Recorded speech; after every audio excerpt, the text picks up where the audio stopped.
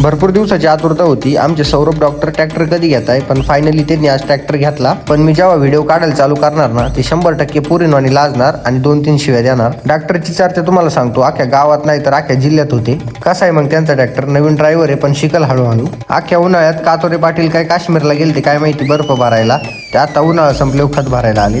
त्यांना म्हटलं दमादमानं टाका, नाही तर हायटेक खत भरायचं सोडून टेलरच भरावं लागन। नानांना म्हटलं वावरात खत तुम्हीच खाली करा, नाही तर मी अख्खं खत एका जागेवर खाली करायचं। त्यात हे सार्थक मध्ये लुडबुड करायचं, त्याला एक टाकली म्हटलं वय बाजूला। सार्थक असा झोकांडा घ्यायचा जसं काय 4 महिन्यापासून यांनी काही खाल्लंच नाही। हा टेलर खाली करतो तर कुठं लगेच सौरभ डॉक्टरची एंट्री झाली।